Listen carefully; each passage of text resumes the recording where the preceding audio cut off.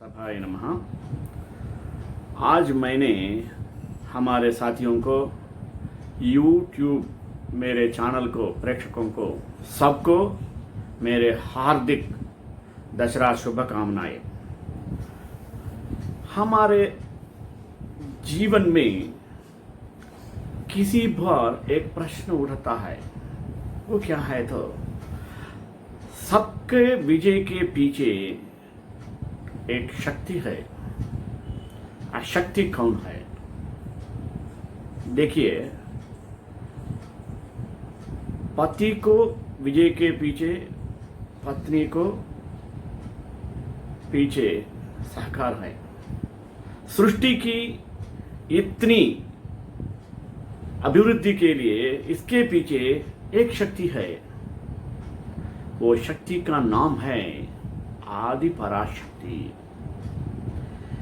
ये आदि पराशक्ति के अनुसार ये सृष्टि कार्यक्रम शुरू हुआ। हम लोग सोचते हैं ब्रह्मा ने सृष्टि, विष्णु ने स्थिति, शिव ने लय। ये त्रिमूर्तियों को इतना काम देने के सलाह केवल आदि पराशक्ति में था। वो आदि पराशक्ति तीन मूर्तियों को पहला सृष्टि करके ब्रह्मा, विष्णु, शिव के रूप में उन तीनों को सृष्टि, स्थिति, लय का बाध्यता दिया था। इसलिए हम लोग दशहरे उत्सव में पहले 9 दिन नवरात्रि कहलाता है। इस नवरात्रि में 9 दिन में दुर्गा माता को पूजा करते हैं। 10वां दिन में उनको कहलाता है विजयदशमी। विजयदशमी का मतलब यह है उस दिन राम ने रावण को मारा, विजय पहुंचा। एवं दुर्गा माता ने महिषासुर को मर्दन किया, संहार किया, विजय पा। इसलिए हम लोग विजयदशमी के दिन में कुछ लोग रामलीला के नाम से रावण को एक बड़ा प्रतिम करके उनको जलाते हैं। इसके अलावा कुछ प्रांत में देवी माँ का पूजा करते हैं। विजयदशमी में आयुध पूजा भी प्रशस्त है, क्योंकि आयुध पूजा का महत्व है कि राम ने शस्त्र पूजा की था। सब लोग उस दिन उनके आयुध का मतलब यह है, ये उसका काम को ये चीजें उपयोग करता है, उसको पूजा करना का मतलब है आयुध पूज। इसी तरह दशहरा का दशहरा का प्रमुख संदेश यह है कि अधर्म के ऊपर धर्म के विजय, असत्य के ऊपर सत्य का विजय कहलाता है। इसलिए दशहरा त्योहार हम सबको एक प्रमुख त्योहार है। इसके बारे में अनेक ऋषियों ने अनेक प्रकार वर्णन किया था। आदि पराशक्ति को, आदि पराशक्ति का विवरण हम लोग देवी भागवत पुराण में, विष्णु भागवत पुराण में देख सकते हैं। परंतु आज लोग में सब उनको माँ को आदि पराशक्ति मानकर पूजा करना मेरा आशय है। हमको नहीं मालूम था आदि पराशक्ति कौन है। सब लोग हमारे माँ को आदि पराशक्ति मानकर उनको गौरव करना, पूजा करना, ये आदि पराशक्ति को मिलता है। इसलिए शक्ति कहाँ भी नहीं है, हमारे घर में हमारे माता के रूप में, हमारे पत्नी के रूप में, हमारे बेटी के रूप में, हमारे बहन के रूप में था है। इसलिए वह ऐसा सोचकर हम लोग आज से महिलाओं को गौरव मर्यादा देना आदत के प्रधान कर्तव्य भावना करूंगा। अभी 10 महाविद्या के बारे में मैंने आज आपके सामने उपन्यास करने के लिए आया हूं। पहला प्रार्थना।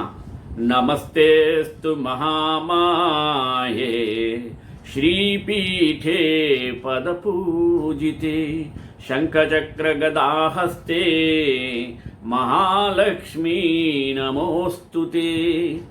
10 महाविद्या अर्थात महान विद्या रूपी देवी। महाविद्या देवी दुर्गा के 10 रूप है जो अधिकांश तांत्रिक साधकों के द्वारा पूजे जाते हैं, परंतु साधारण भक्तों का भी अचूक सिद्धि प्रदान करने वाली है दशरा। इन्हें 10 महाविद्या के नाम से भी जाना जाता है। ये 10 महाविद्याएं आदिशक्ति माता पार्वती देवी का ही रूप मानी जाती है। संसार में 10 दिशाएं स्पष्ट है कि इसी तरह 1 से 10 तक के बिना अंकों की गणना संभव नहीं है। इसलिए हम अभी 10 महाविद्या के बारे में पहला काला और काली की बारे में कुछ बोलूंगा। 10 महाविद्याओं में काली प्रथम है। महाभारत के अनुसार महाकाली की मुख्य है और उन्हीं के उग्र और सौम्य 2 रूपों में अनेक रूप धारण वाले 10 महाविद्याएं हैं। विद्यापति भगवान शिव की शक्तियां ये महाविद्याएं अनंत सिद्धियां प्रदान करने के समर्थ है। दार्शनिक दृष्टि से भी काल तत्व की प्रधानता सर्वोपरि है। इसलिए महाकाली या काली ही समस्त विद्याओं को आदि है, अर्थात उनकी विद्यामय विभूतियां की महाविद्याएं हैं। ऐसा लगता है कि महाकाल की प्रियतमा काली ही अपने दक्षिण और वाम रूपों में 10 महाविद्याओं को नाम से विख्यात हुई। बृहन नील तंत्र में कहा गया है कि रक्ता और कृष्ण भेद से काली ही 2 रूपों में अधिष्ठित है। कृष्णा का नाम क्या है? दक्षिणा, और रक्तवर्ण का नाम सुंदरी है। काली की उपासना में सांप्रदायिक भेद है। प्राय 2 रूपों में इनकी उपासना का प्रचलन है। भवबंध मोचन के काली की उपासना सर्वोत्कृष्ट नहीं जाती है, कही जाती है। शक्ति साधना के 2 पीठों में काली की उपासना श्याम पीठ पर करने योग्य है। भक्ति मार्ग में किसी भी रूप में ही उन महामाया की उपासना फलप्रद है, पर सिद्धि के लिए उनकी उपासना वीर भाव से की जाती है। साधना के द्वारा जब अहमता, ममता और भेद बुद्धि का नाश होकर साधक में पूर्ण शिशुत्व का उदय हो जाता है, तब काली का श्री विग्रह साधक के समक्ष प्रकट हो जाता है। उस समय भगवती काली की छवि अवर्णनीय होती है। खज्जल के पहाड़ के समान दिग्वसना, मुक्त कुंतला, शव पर आरूढ़ मुंडमाला धारिणी भगवती काली का प्रत्यक्ष दर्शन को कृतार्थ कर देता है। तांत्रिक मार्ग में यद्यपि काली की उपासना दीक्षा गम्य है, तथापि अनन्य शरणागति के द्वारा उनकी कृपा किसी को भी प्राप्त होती है। उनकी प्रसन्नता के साथ सहज मिलता है, अभीष्टों को प्राप्त हो जाती है। ये है पहला काली का विवरण। अब दूसरे तारा देवी। भगवती काली को नील रूप होने के कारण तारा भी कहा गया है। वचनांतर से तारा नाम के रहस्य भी है कि सर्वदा मोक्ष देने वाली, तारने वाली है। इसलिए इन्हें तारने वाले के ना, इसलिए तारा कहा जाता है। महाविद्याओं में यह द्वितीय स्थान परिगणित है। भगवती तारा नीलवर्णी नील कमलों के समान 3 नेत्र वाली तथा हाथों में कैंची, कपाल, कमल और खड्ग धारण करने लगी है। ये व्याघ्र चर्म से विभूषित तथा कंठ में मुंडमाला धारण करने वाली है। भगवती तारा के 3 रूप है, वो है तारा, एक जटा और नील सरस्वती। तीनों रूप में रहस्य कार्यकलाप तथा ध्यान परस्पर भिन्न है, किंतु भिन्न होते हुए सबकी शक्ति समान और एक है। भारत में सर्वप्रथम महर्षि वशिष्ठ ने तारा की आराधना की थी, इसलिए तारा को वशिष्ठ अधिदेवता कहती है। जब वशिष्ठ ने तांत्रिक पद्धति का आश्रय लिया तब उन्हें प्रसिद्धि प्राप्त हुई। यथा कथा आचार तंत्र में वशिष्ठ मुनि की आराधना उपाख्यान में वर्णित है। तारा का प्रादुर्भाव मेरु पर्वत के पश्चिम भाग में चोलना नाम की नदी के या चोलत सरोवर के तट पर हुआ था, जैसे कि स्वतंत्र में वर्णित है। मेरो पश्चिम कूलेन चोत्रताख्यो हृदो महान् तत्र जज्ञे स्वयं तारा देवी नील सरस्वती। महाकाल संहिता के कामाकला खंडों में तारा रहस्य वर्णित है, जिसमें तारा रात्रि ओम में तारा की उपासना का विशेष महत्व है। चैत्र शुद्ध नवमी की रात्रि तारा रात्रि कहलाता है। चैत्रे मासी नवम्यां तु शुक्ल पक्षे तु भूपते क्रोधरात्र महेशानी तारा रूपा भविष्यति। तंत्र शास्त्र के प्रसिद्ध ग्रंथ महाकाल संहिता के गुह्यकाली खंड में महाविद्याओं को उपासना का विस्तृत वर्णन है। यह है दूसरा। तीसरा, छिन्नमस्ता देवी का विवरण। परिवर्तनशील जगत का अधिपति का बंध है और उसकी शक्ति है छिन्नमस्ता। विश्व ही वृत्ति ह्रास तो सदैव होती रहती है। जब ह्रास की मात्रा कम और विकास की मात्रा अधिक होती है तब भुवनेश्वरी का प्रकट्य होता है।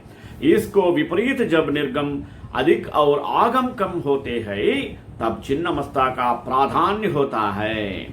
भगवती छिन्नमस्ता का स्वरूप अत्यंत ही गोपनीय है, इसे कोई अधिकारी साधक ही जान सकता है। महाविद्याओं को इनका तीसरा स्थान है।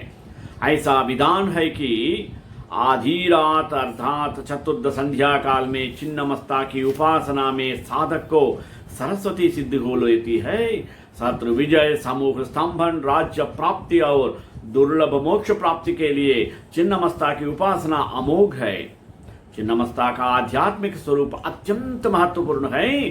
छिन्न यज्ञ शीर्ष की प्रतीक ये देवी श्वेत कमल पीठ पर खड़ी है। दिशाएं भी इनके वस्त्र है। इनकी नाभि में योनि चक्र है। कृष्ण में तम और रक्त में रजस। गुणों की देवियों में इनके सहचारियों है। ये अपना शीश काट कर भी जीवित है। यह अपने आप में पूर्ण अंतर्मुखी साधना का संकेत है।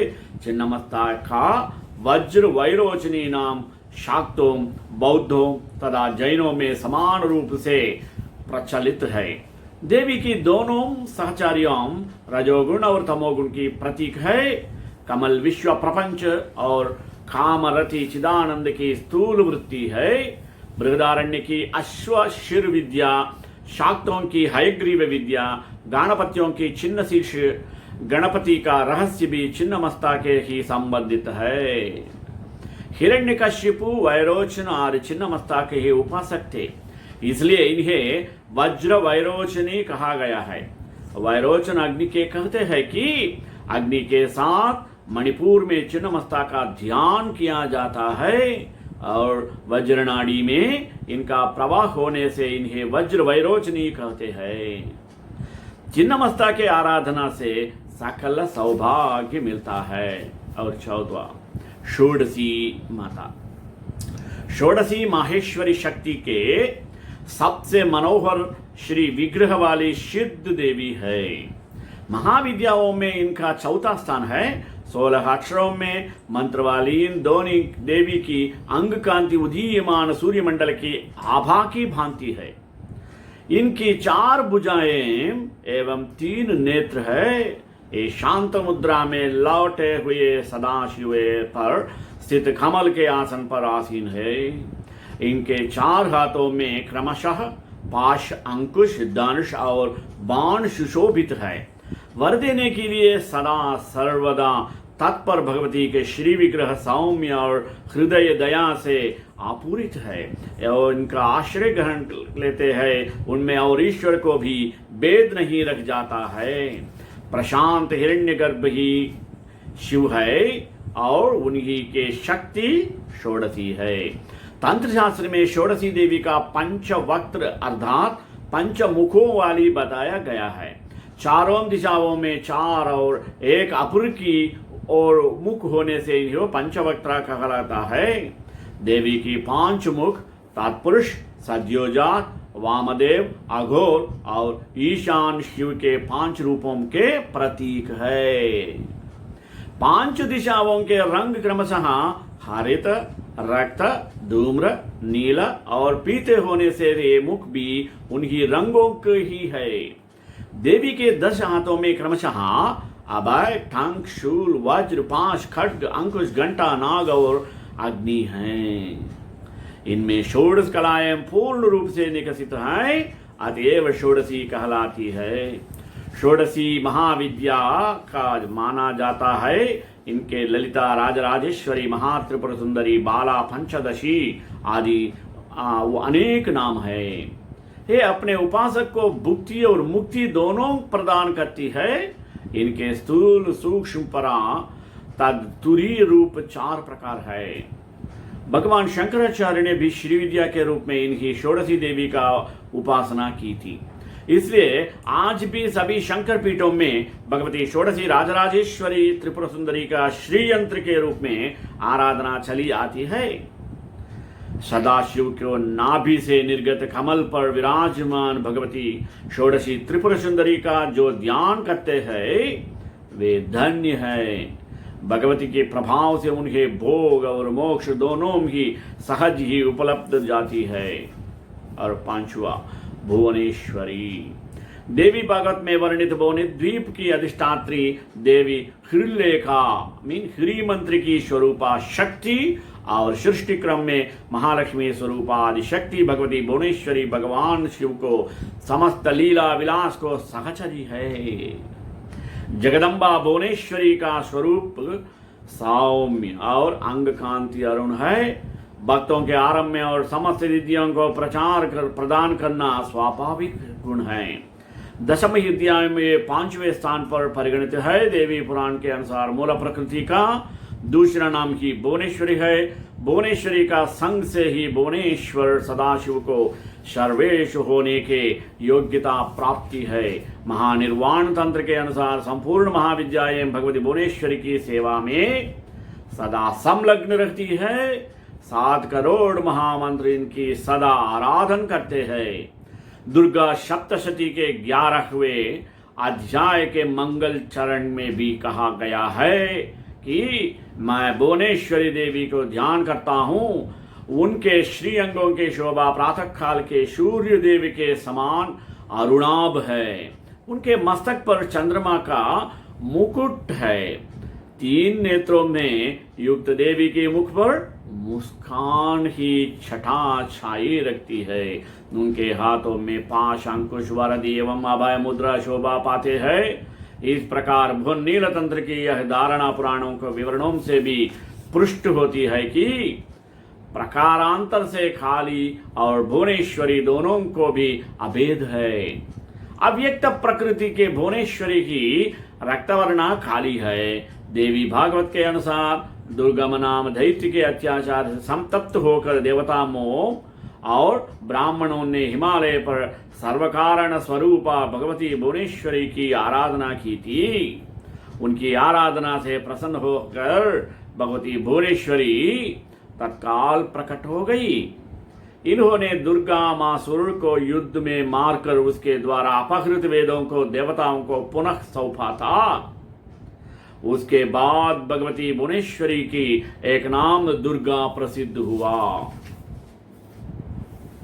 6.1 त्रिपुरा भैरवी क्षीयमान विश्व के अधिष्ठान दक्षिणामूर्ति काल भैरव है, उनकी शक्ति ही त्रिपुरा भैरवी। ये ललिता या त्रिपुर सुंदरी की रथ वाहिनी है। ब्रह्मांड पुराण में इन्हें गुप्त योगिनियों में अधिष्ठात्री देवी के रूप में चित्रित किया गया है। मत्स्य पुराण में इनके त्रिपुरा भैरवी, कैलाश भैरवी, रुद्र भैरवी, चैतन्य भैरवी तथा नित्य भैरवी आदि रूपों से वर्णन प्राप्त होता है। त्रिपुरा भैरवी का मुख्य उपयोग घोर कर्म में होता है। घोर कर्म के लिए काल की विशेष अवस्था जनित मनो शांत कर देने वाला है शक्ति त्रिपुरा भैरवी कहा जाता है। इनका अरुण वर्णन विमर्श का प्रतीक है। इनके गल में सुशोभित मुंडमाला ही वर्णमाला है। देवी के रक्त लिप्त पयोधर रजोगुण संपन्न सृष्टि प्रक्रिया की प्रतीक है। अक्षर जपमाला वर्ण समामनाय की प्रतीक है। पुस्तक ब्रह्म विद्या है। त्रिनेत्र वेदत्रयी है। स्मृति इहास करुणा है। आगम ग्रंथ के अनुसार त्रिपुरा भैरवी एक अक्षर रूप में प्रणव ओमकार, ओम एक अक्षर है ना, इनसे संपूर्ण भवन प्रकाशित है रहे हैं तथा अंत में इन्हीं में लया हो जाएगा। आ से लेकर आहा तक 16 वर्ण भैरव कहलाते हैं तथा अक्षर का से लेकर क्षा तक वे वर्ण योनि अथवा भैरवी कहे जाते हैं। भैरवी सूक्ष्म वाक तथा जगत के मूल कारण की अधिष्ठात्री है। त्रिपुरा भैरवी की अनेक भेद है, जैसे सिद्धि भैरवी, चैतन्य भैरवी, भुवनेश्वर भैरवी, कमलेश्वर भैरवी, कामेश्वर भैरवी, षटकूटा भैरवी, नित्या भैरवी, कालेशी भैरवी, रुद्र भैरवी आदि। सिद्धि भैरवी उत्तरामनाय पीठ की देवी है। नित्या भैरवी पश्चिमामनाय पीठ की देवी है। इनके उपासक स्वयं भगवान शिव है। रुद्र भैरवी दक्षिणामनाय पीठ की देवी है। इनके उपासक भगवान विष्णु हैं। त्रिपुरा भैरवी के भैरव वटुक है।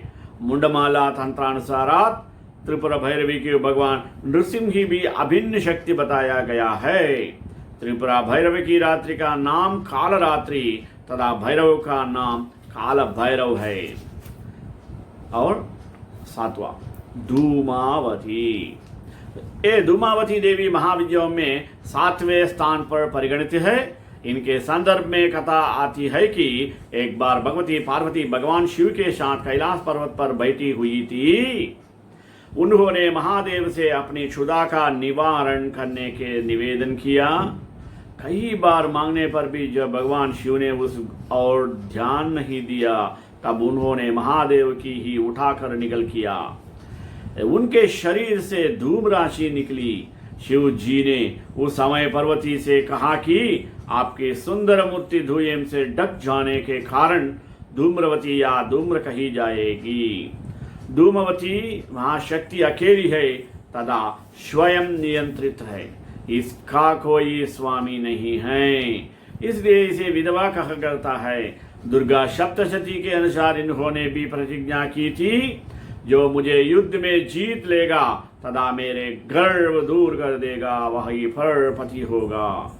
ऐसा कभी नहीं हुआ, अतः यह कुमारी है। ये धन या परतहित है अथवा अपने पति महादेव को निगल जाने के कारण विधवा है। नारद पंचतंत्र में अनुसार इन्होंने अपने शरीर से उग्र चंडी का प्रकट किया है, जो सैकड़ों गीदड़ियों की तरह आवाज करने वाले थी।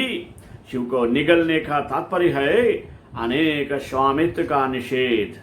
असुरों के कच्चे मांस से इनकी अंगभूता शिवेयम तृप्ति हुई, यही उनका भूख का रहस्य है। इनके ध्यान में इन्हें विष्णु विवर्ण चंचल काले रंग वाली मैले कपड़े धारण करने वाली खुले केशां वाली विधवा काकध्वज वाले रथ पर आरूढ़, हाथ में सूप धारण किए, भूख प्यास से व्याकुल तथा निर्मम आंखों वाली बताया गया है। धूमवती की उपासना विपत्ति नाश, रोग निवारण, युद्ध जय, उच्चाटना तथा मरण आदि के लिए ही जाती है। संसार में रोग दुख से कारण 4 देवता है: ज्वर, उन्माद, दाह, रुद्र के कोप से मूर्छा, विकलांगता, यम के कोप से धूल शोक, कलह, क्षुधा आदि निरति के कोप से होता है।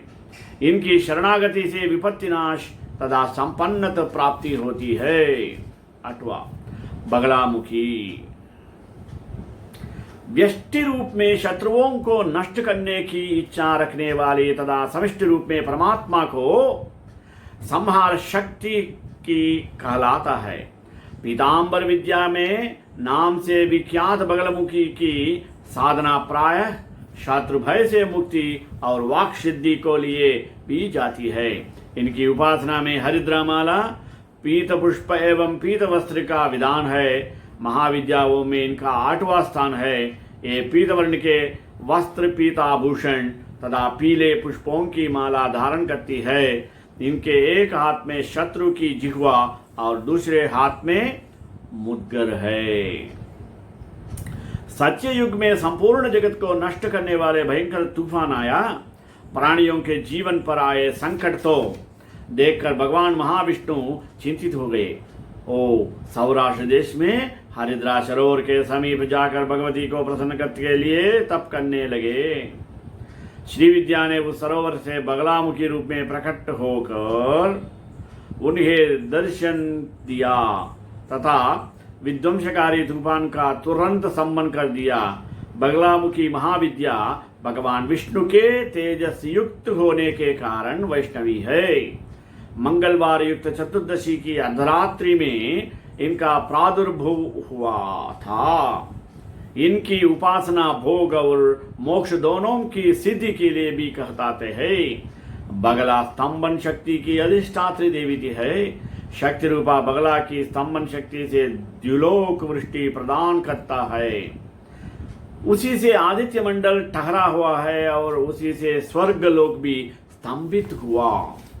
भगवान श्री कृष्ण ने भी गीताओं में विष्टभ्याहमिदं कृष्णं एकांशेन स्थितो जगत कहकर उसी शक्ति का समर्थन किया है।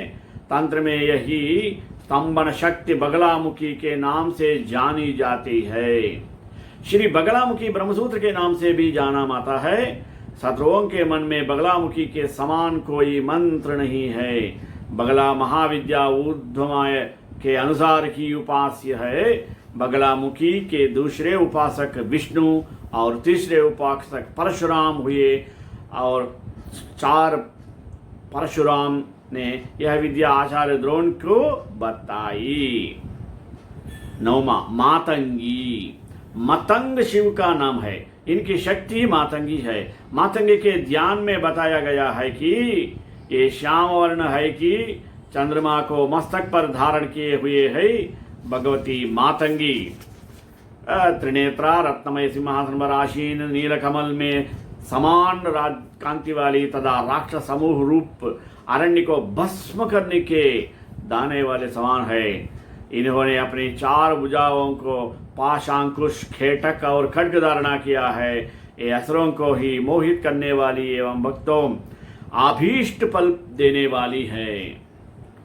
गृहस्थ जीवन में सुखी बनाने, पुरुषार्थ सिद्धि और वाग विलास में पारंगत होने के लिए मातंगी की साधना श्रेयस्कर है। दश महाविद्या में वो मातंगी की उपासना विशेष रूप से वाक सिद्धि के लिए की जाती है। पुरश्चरण 99 में कहा गया है, अक्षवक्ष्ये महादेवी मातंगी सर्वसिद्धिदाम अस्या सेवन मात्रेण वाक्सिद्धिं लभते ध्रुवम। मातंगी पूर्णतया वाग्देवता की ही मूर्ति है। उनका श्याम वर्ण परावाक बिंदु है। उनका त्रिनयन, त्रिनेत्र, सूर्य, चंद्र और अग्नि है। उनकी 4 भुजाएं, 4 वेद है, पाश अविद्या है, अंकुश विद्या है, कर्म राशि दंड है, शब्द स्पर्श यदि गुण कृपाण है, अर्थात पंचविभूतात्मका सृष्टि के प्रतीक है, कदम्ब वन ब्रह्मांड का प्रतीक है। योग राजोपनिषद में ब्रह्मलोक का कदम्ब गोलाकार कहा गया है। कदम्ब गोलाकारम ब्रह्मलोकम रजंति ते। भगवती मातंगी का सिंहासन शिवात्मक महामंच या त्रिकोण है। मातंगी के शरीर का वर्ण श्याम है। वे अपना एक पैर कमल पर रखी हुई अपने मस्तक पर अर्धचंद्र तथा गले में कलहार पुष्पों की माला धारणा करती है तथा ग्रंथ में इनकी उपासना का विस्तृत वर्णन किया गया है। वो इसलिए मन कहता है ये 9वीं रूप है। 10वीं कमला मतलब कमलात्मिका देवी भी कहलाते हैं। भगवती कमला वैष्णव शक्ति है तथा भगवान विष्णु को लीला सहचारी है। अंत इनकी उपासना जगदाधर शक्ति ही उपासना है। ये एक रूप में समस्त भौतिक और या प्राकृतिक संपत्ति की अधिष्ठात्री देवी है और दूसरे रूप में सच्चिदानंदमय लक्ष्मी है जो भगवान विष्णु से अभिन्न है। देवता, मानव एवं दानव सभी इनके कृपा से बिना पंगु है। इसलिए आगम और निर्गमम दोनों में इनकी उपासना समान रूप से वर्णित है। सभी देवता, राक्षस, मनुष्य, सिद्ध और गंधर्व इनकी कृपा प्रसाद के लिए लालयित रहते हैं। महाविद्या कमला के ध्यान में उनका त्रिनयन बताया गया है कि इनकी कांति स्वर्ण के समान है। ये अपनी 2 भुजाओं में एवं अभय मुद्रा तथा 2 भुजाओं में 2 कमल पुष्प धारण की है। इनके सिर पर सुंदर किरीट तथा तन पर रेशमी परिधान सुशोभित है। ये कमल के सुंदर उपासना पर आसीन है। समृद्धि की प्रतीक महाविद्या कमला की उपासना स्थिर लक्ष्मी की प्राप्ति तथा नारी पुत्रादि के सौख्य के लिए की जाती है। कमला को लक्ष्मी तथा षोडशी भी कहा जाता है। भार्गव के द्वारा एक पूजित होने के कारण इनका एक नाम भार्गवी ही भार्गवी शक्ति। इनकी कृपा से पृथ्वी पतित्व तथा पुरुषोत्तमत्व दोनों की प्राप्ति हो जाती है। पुरुषोत्तम सूक्त में श्रेष्ठ लक्ष्मीश्च पत्न्यो कहकर कमला को परम पुरुष भगवान विष्णु की पत्नी बतलाया गया है। अश्व, रथ, गज, सात उनका संबंध राज्य वैभव का सूचक है। पद्म स्थित होने के तथा पद्मवर्णा होने का भी संकेत श्रुति में है। भगवत शक्ति कमला के 5 कार्य है। वो है तिरोभाव, सृष्टि, स्थिति, संहार और अनुग्रह। इस प्रकार काली से लेकर कमला तक 10 महाविद्याएं सृष्टि और व्यष्टि, गति, स्थिति, वस्त्र, भरण, पोषण, नियंत्रण, जन्म, मरण, उन्नति, अवनति, बंधन तथा मोक्ष की अवस्थाओं का प्रतीक है। वस्तुतः परमात्मा एक ही शक्ति है। उनको हम सब लोग ध्यान कर दे। श्री कांताय कल्याण निधे निधे धाम श्री वेंकट निवासाय श्रीनिवासाय मंगलम। मंगला शासन परे मदाचार्य पुरोगमयी सर्वेश गुरुवेराचार्य सत्कृतायास्तु मंगलम।